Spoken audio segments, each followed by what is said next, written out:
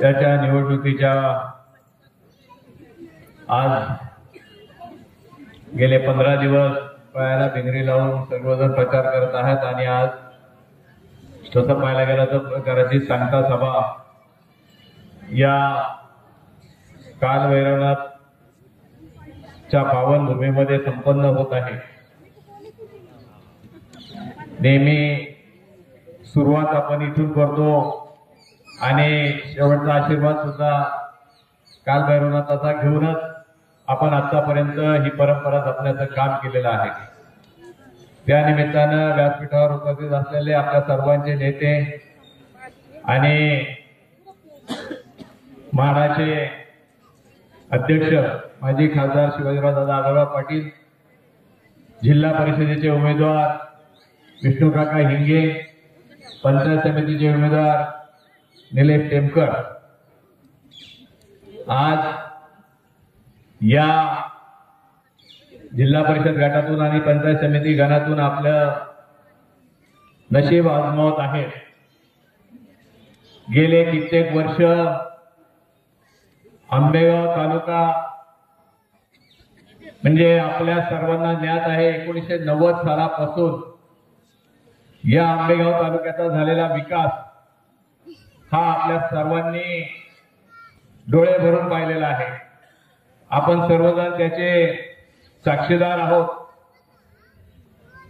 मग नामदार वळसे पाटील साहेब असो, शिवाजीराव दादा आहेत, या दोघांच्या जोडीने टप्प्याटप्प्याने सुरुवातीच्या काळामध्ये खूप त्रासातून या आंबेगाव तालुक्याचा कायापालट करण्याचा प्लॅन तयार केला गेला आणि खऱ्या अर्थाने जो काही शाश्वत विकास म्हणतात, आनंदराव शिंदे मगाशी सांगत होते, खरा शाश्वत विकास जर झाला असेल तर माननीय नामदार दिलीपराव वळसे पाटील साहेब आणि शिवाजीराव दादा आढळराव पाटील यांच्या ह्या प्रेरणेतून खरा शाश्वत विकास झाला।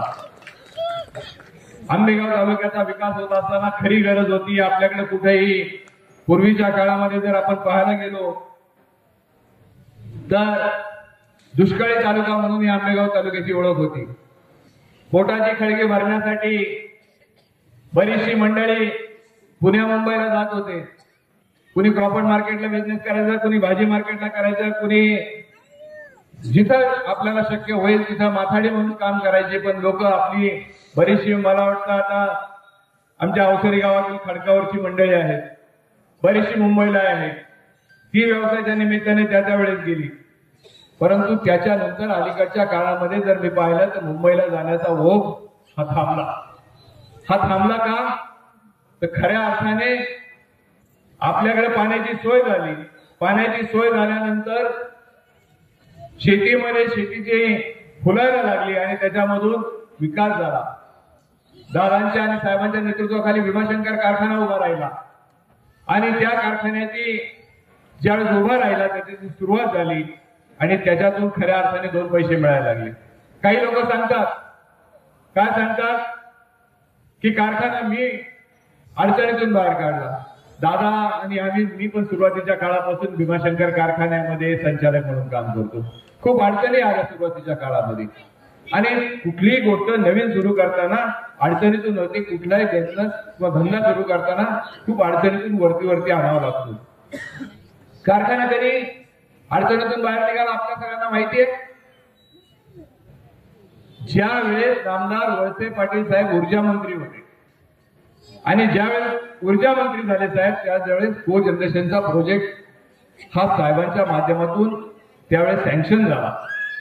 साहेबांकडे ऊर्जा खातं होतं। आपण म्हणतो नेहमी की एखादा माणूस वाढखा त्याची बादली हातात असली की तोंडाला जरा ओळखीचा माणूस चेहरा पाहिला का बुंदीची थोडीशी मूठ जरा थोडीशी हलकी सोडतो आणि त्याला वाढण्याचं काम करतो। नामदार वळसे पाटील साहेबांनी त्या काळामध्ये ह्या भीमाशंकर कारखान्याला मदत केली आणि भीमाशंकर कारखाना जर खऱ्या अर्थाने विकास पथावर गेला असेल तर ज्यावेळेस साहेब ऊर्जा मंत्री झाले आणि को जनरेशनचा प्रोजेक्ट झाला त्यावेळेस झाला। कावळ्याला उडायला खादीला उडायला झाला की त्यावेळेस कोणतरी चेअरमन म्हणून बसलं आणि त्याला असं वाटायला लागलं की बाबा माझ्यामुळेच या कारखान्याची उन्नती झाली। पण असं कधी होत नाही। आतापर्यंत जे काही झालं कारखान्याची प्रगती झाली, दादा त्याला साक्षीदार आहेत। दादानी आणि साहेबांनी ज्यावेळेस दूरदृष्टीचे निर्णय घेतले, त्या काळात कारखान्याची प्रगती झाली. आता अलीकडल्या काळामध्ये टीका करण्याचं काम केलं जातं. काका म्हणले आम्हाला काही साहेबांनी शिकवलं नाही टीका करायला, परंतु टीकेला उत्तर दिलं नाही तर काही लोक मग आपल्या आपल्या मस्तीमध्ये राहतात.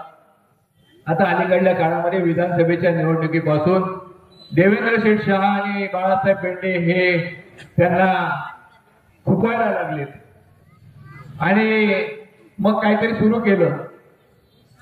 काय सुरू केलं? तुपावाला नांब्यावाला. आता मला एक सांगा,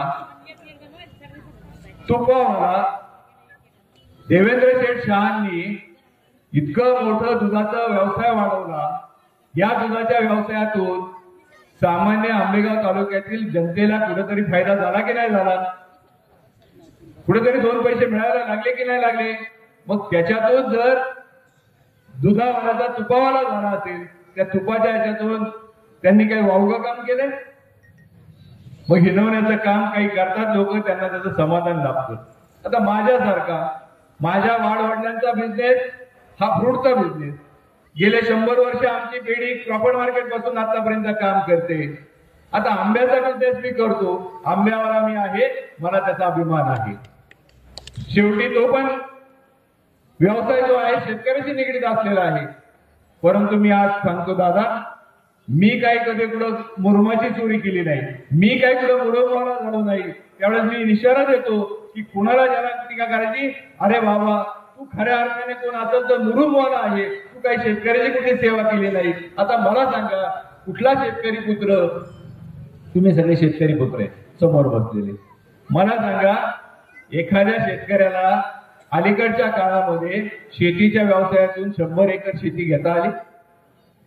एक जण उठून उभा दाखवा की मी शेतीचा व्यवसाय करतो आणि माझ्या शेतीच्या व्यवसायातून मला 100 एकर जागा घेता आली.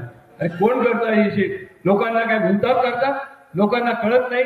निवडणुकीला उभे राहता, निवडणुकीला सांगता लोकांकडून आपलेच पैसे वाटायचे कोणाला तरी सांगायचं, आणि सभेत उभे राहताना कुणीतरी 2000 रुपये आणून दिले, कुणीतरी 5000 रुपये आणून दिले सांगायचं आणि मला म्हणायचं की लोकांनी मला. त्यावेळेचा किसनराव बांधलेंचा काळ वेगळा होता. अण्णांना लोक द्यायची, तर तुम्हाला कोणी असं दिलं नाही, आम्हाला माहिती आहे याच्यातलं खरं रुपीत. आणि मग ज्या वेळेस निवडणुका झाल्या, खासदारकीला दानांच्या मागे उभे राहिले, दानांच्या त्या काळामध्ये उभे राहिले होते. खासदारकीची निवडणूक संपल्यानंतर लगेच दादा नवीन सातबारा तयार झाला. कसा झाला? मग निवडणुकीला उभा राहिलेला एखादा उमेदवार निवडणुकीच्या नंतर महिन्याभरात शेती घेऊ शकतो. परवाच्या काळामध्ये सुद्धा विधानसभेला 5 जण उभे राहिले आणि मग त्याच्याच काळातून लगेच नंतरच्या महिना 1.5 महिना काळामध्ये शेतीला लगेच नवीन शेती घेतली गेली. हे काय लोकांना कळत नाही? लोक काही दूधखिळे आहेत? मी अलीकडच्या काळामध्ये पाहतो, लोक आता म्हणायला लागली की आमचा थोडीशी चूक झाली, आम्ही थोडासा वाहवत गेलो. संजू शेठ, लोकांना असं वाटायला लागले आता की आपली त्यावेळेस झाली ती चूक झाली, थोडस भावनेच्या भरामध्ये आम्ही वाहवत गेलो. परंतु आता तुम्ही सगळ्यांनी निर्णय ठामपणे घेतलेला आहे की आता झालेली चूक आता ती दुरुस्त करायची. काय केलं? नामदार वळसे पाटील साहेबांनी असं काय चूक केली होती? मला सांगा की तुम्ही सगळ्यांनी एवढे वर्ष 60-60 हजार मतांनी नामदार वळसे पाटील साहेबांना निवडून दिलं आणि मग 1500 मतावर आणलं. काय त्याची परिणती झाली? मला सांगा, आपण एखाद्या शाळेमध्ये शिकतो, 10वी पर्यंत जातो, 12वी पर्यंत जातो, आणि जर शाळेमध्ये गेलो, कॉलेजमध्ये गेलो जायचं असेल तर आपल्याला 30%, 35%, 40% मार्क्स पडले. मला सांगा, 35%, 40% मार्क्स पडल्यावर तुम्हाला कोणी फर्ग्युसन कॉलेजला ऍडमिशन देईल? बीएमसी कॉलेजला ऍडमिशन देईल? त्याच्यासाठी किती टक्के मार्क पडावं लागतात? 80%, 90%. बरोबर आहे? खरंय की नाही? आणि मग नामदार वळसे पाटील साहेबांना आतापर्यंत तुम्ही 60-60, 70-70 हजाराच्या मताने निवडून दिलं आणि गेल्या निवडणुकीत किती मतावर आणलं? 1500 मतावर आणलं. काय चूक होती साहेबांची? काय साहेबांनी असं आंबेगाव तालुक्यासाठी काय वाईट केलं होतं? परंतु का तुम्ही चुकले माहित नाही. साहेबांचं नाही नुकसान झालं. नुकसान कोणाचं झालं? आपलं झालं. आज कुठल्या तरुणांनी साहेबांनी मंत्रिपद मागायचं, ज्यांनी लाख लाख मताची लीड दिलं त्या सगळ्यांना मंत्रिपद मिळाली. आज अलीकडच्या काळामध्ये आम्ही आता मंत्रालयात गेलो, कोण वाली आपल्याला सांगा. तुम्ही एखादं काम निघालं तर हक्काचा माणूस म्हणून आमदार वळसे पाटील साहेब असायचे. आज जर मंत्रालयात गेलं तर आपल्याला हक्काचं कुठली केबिन नाही, हक्काचा कोण माणूस तिथं वाटत नाही. आदरणीय दादाच्या रूपाने काहीतरी आजार होता, आज दादा पण आपल्यातून गेले. किती वाईट परिस्थिती आहे आज आपली. मी गेले 6 महिने आमच्या मार्केटच्या संदर्भातला एक विषय होता, मंत्रालयामध्ये कटा घालतोय, कुणाकडे प्रश्न समजून सांगायचे, कुणाकडे मांडायचे, कोण आपल्याला वाली, इतकी अडचणीची परिस्थिती तयार झाली. मग आता हे सगळं आपण जे नुकसान करून घेतलं ते स्वतःचं नुकसान आपण स्वतःच करून घेतलेलं आहे. एखादा माणूस म्हणतो एखाद्या मताने काय बिघडलं, एक मत जर माझं गेलं तर त्याच्यामुळे काय कमी होतंय का, परंतु तसं होत नाही, शेवटी थेंबे थेंबे तळे जाते. अशाच पद्धतीने हा विकास आतापर्यंत ना आपल्या तालुक्याचा झाला, परंतु आपण या छोट्या छोट्या ज्या वेळेस काहीतरी चुका करतो त्याच्यातून हे सगळं अडचणी तयार होतात. नामदार वळसे पाटील, आता मला एक सांगा, तुमच्या अवसरीचं गाव साहेबांनी दत्तक अवसरी गाव घेतलं, साहेबांनी कमी प्रेम केलं तुमच्यावर, तुम्हाला आतापर्यंत काही कमी पडू दिलं का साहेबांनी? साहेबांच्या माध्यमातून आज या संपूर्ण भागाचा विकास झाला. आज आपल्या मुदाऱ्याच्या या कृषीमध्ये एवढं मोठं इंजिनिअरिंग कॉलेज झालं, एवढं मोठं पॉलिटेक्निक कॉलेज झालं. आज कुठल्या तुमच्याच गावाचं नाव निघतंय. महाराष्ट्राच्या कुठल्याही कानाकोपऱ्यामध्ये जर गेलं तर गव्हर्नमेंट इंजिनिअरिंग कॉलेज जे आहे ते कुठं आहे? अवसरीच्या जवळ. आता मला सांगा की या कॉलेजमध्ये शिकणारी आपली जी मुलं आहेत या आपल्या मुलांनी जर चांगले जर प्रेफरन्स लिस्ट मध्ये जर आपली चांगली नावं टाकली तर बऱ्याचशा आपल्या भागातली लोकांची नावं या इंजिनिअरिंग कॉलेजमध्ये लागतात.